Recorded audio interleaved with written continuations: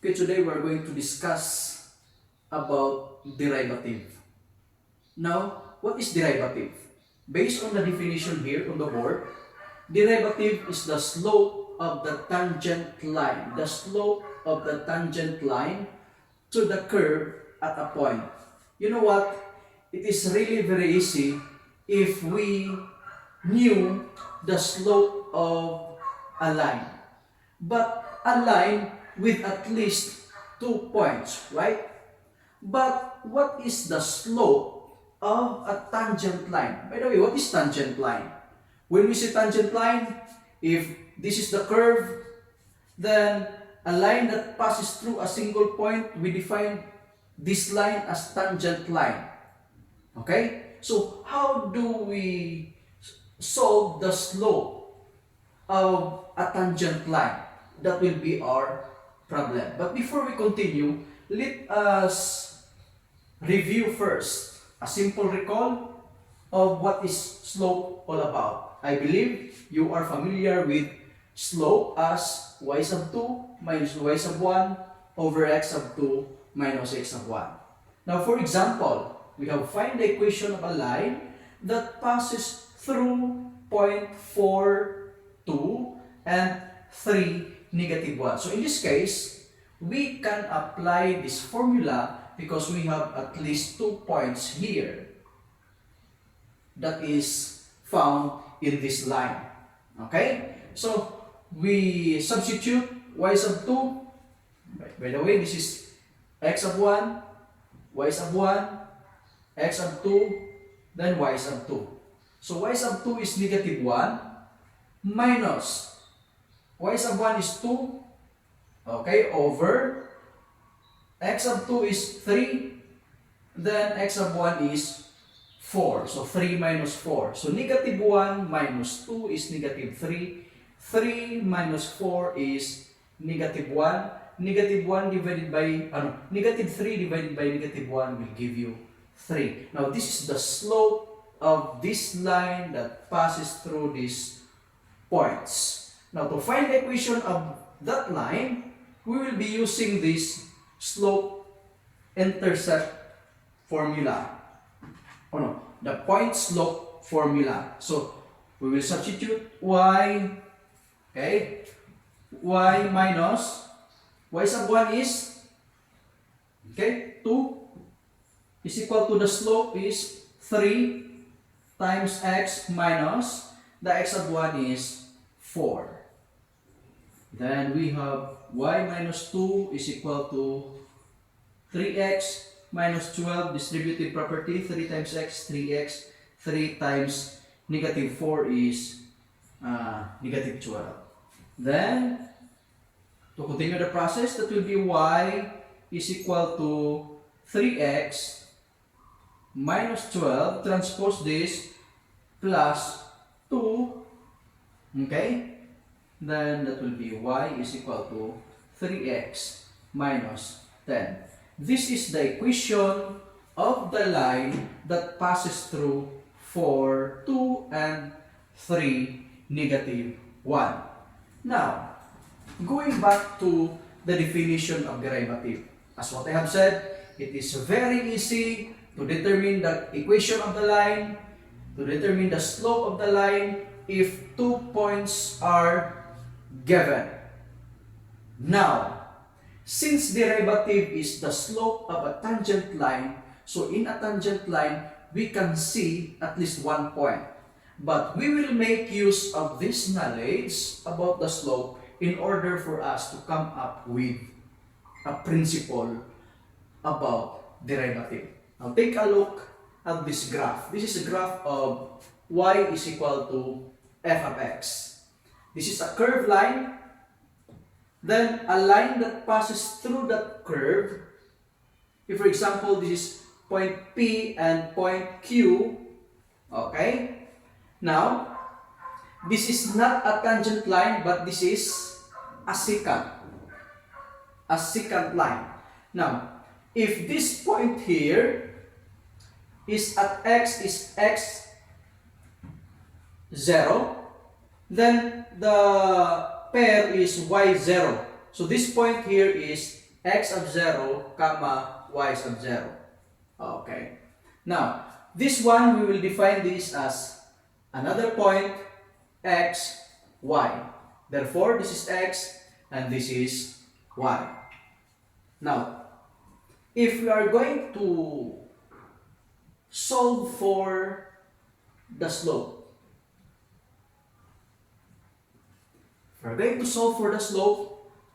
that will be m, okay? M is equal to this one, x, y. That will be y minus y of 0 over x minus x of 0. So this will be the slope of this line. But again, this line is not a tangent line. The question is, how to make this line, which is a secant line, to tangent line? So, if I have to move this line here, okay? So, if I have to move this point closer and closer and closer to this point, then that's the case, we can create a line which is closer to a tangent line.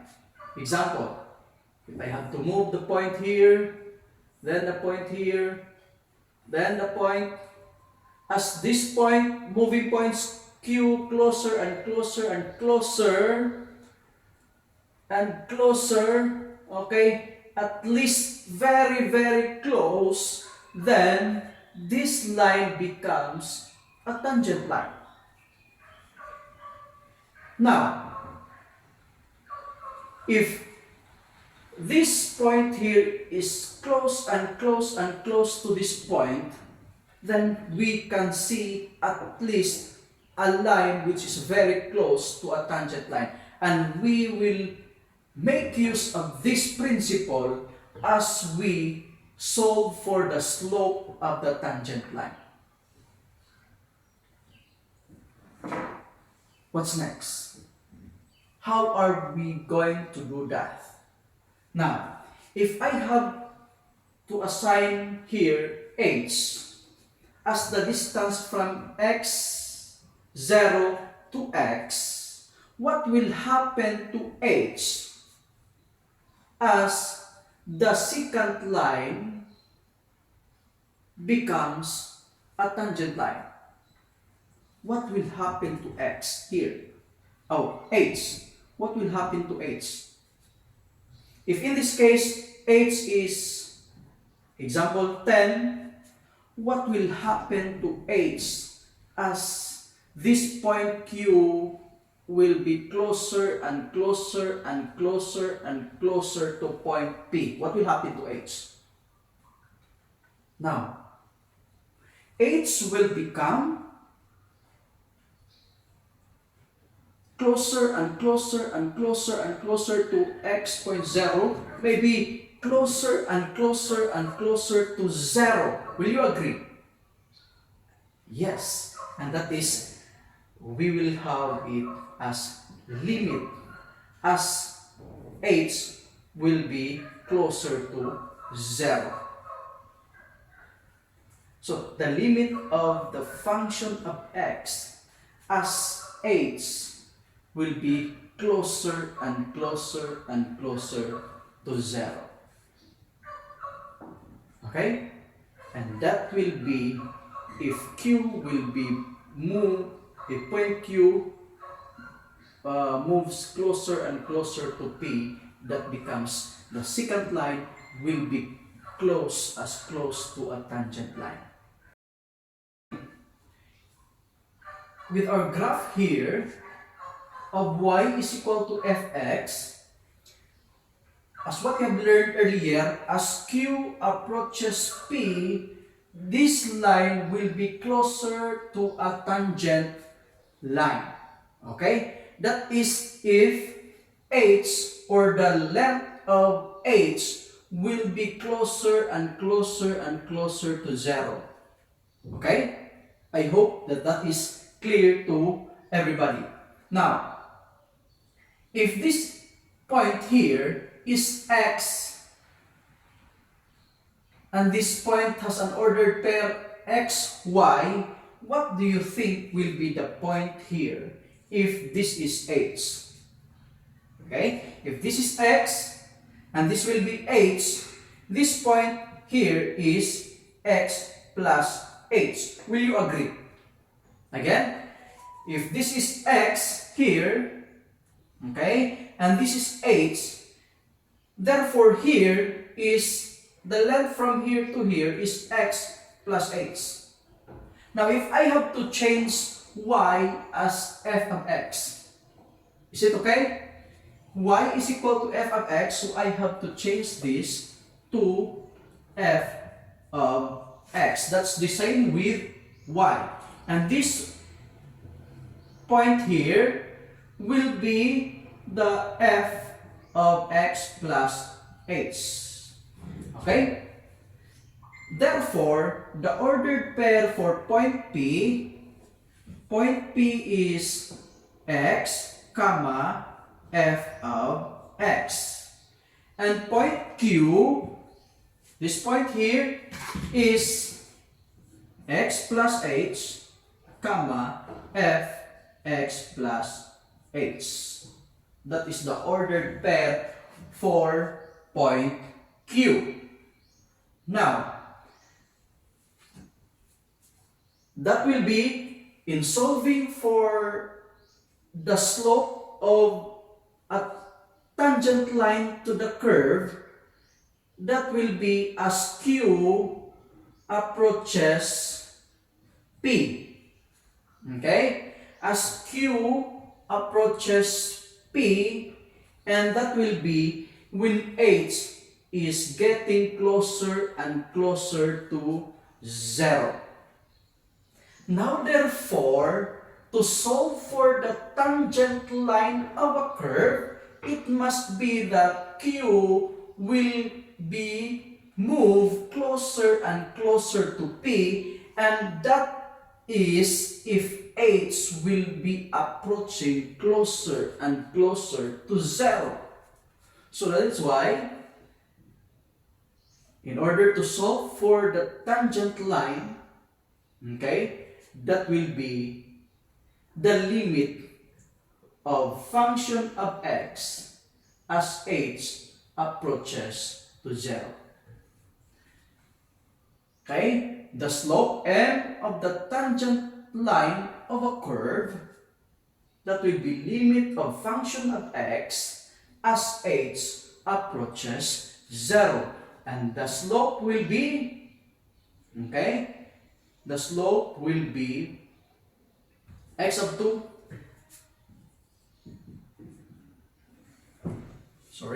y sub 2 minus y sub 1 over x sub 2 minus x sub 1.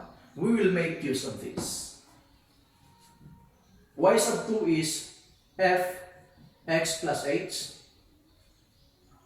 minus the x sub 2 is f of x over the x sub 2 is x plus h, then the x sub 1 is x. In short, that will be limit of f x plus h minus f of x over, this one will be cancelled out, x minus x is 0 over h as h approaches 0. This is the definition or the formula to solve for the derivative of a tangent line or the slope of a tangent line, in which limit of f of x plus h minus f of x over h as h approaches 0. Okay, example. Find the equation of a tangent line that passes through 2, 5 on a curve function of x 2x squared minus 3. Now, I rewrite the formula. This formula is the same with this at f prime. When you see f prime, that is the derivative of the function of x, in which f of x plus h minus f of x over h as h approaches 0. Now take note, what is f of x? F of x in the problem is 2x squared minus 3. How about f of x plus h? What is f of x plus h? So in this case, we are going to substitute this one in x of the function. So that becomes 2x plus h squared minus 3. Just like for this example, if you have f of 2, so that becomes 2 squared minus 3, right? Since f at x plus h, we are going to substitute x plus h in x of the function. I hope that is clear to everybody. Now, let us continue. We have now f of x plus h and f of x. So that will be f prime is equal to limit of f of x plus h, that will be 2x plus h squared minus 3, then minus formula, f of x is 2x squared minus 3 over h as h approaches 0. What is x plus h squared? If you can recall, a plus b squared is equal to a squared plus 2ab plus b squared. If a is x and b is h, then we will make use of this principle in which a squared plus 2ab plus b squared.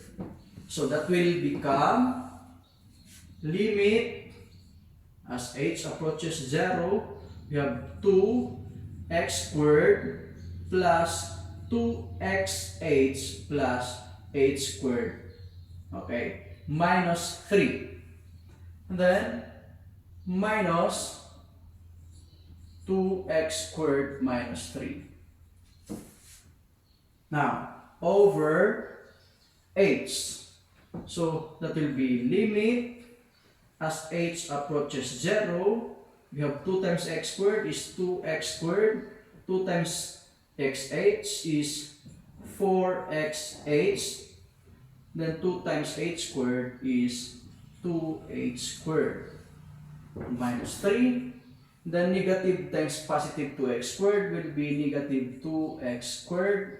Negative times negative 3 will be positive 3 over h.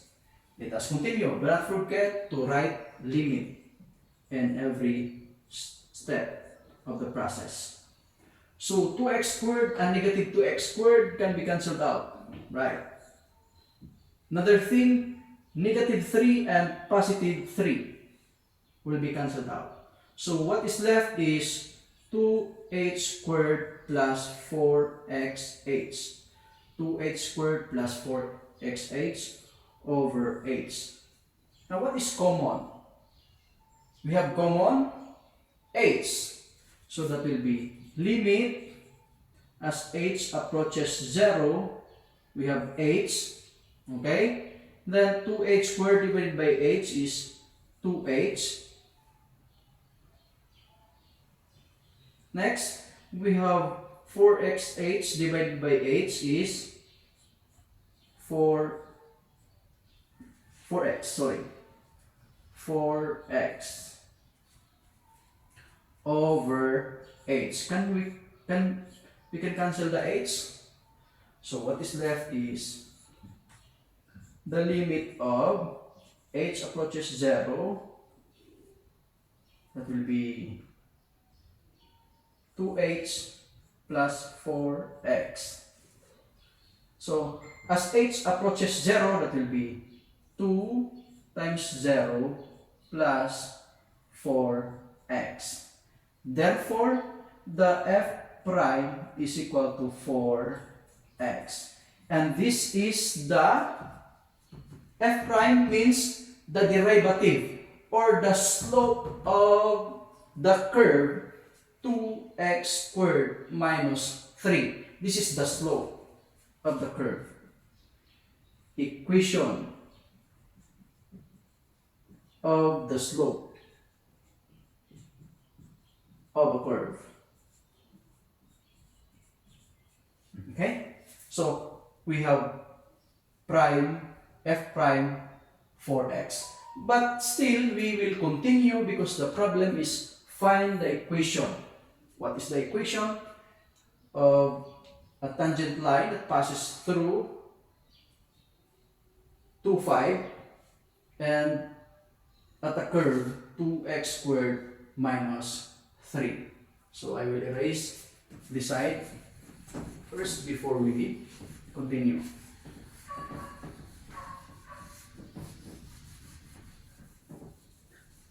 Okay, do not forget that f prime means the derivative of the function or the slope of the function. Now, find the equation.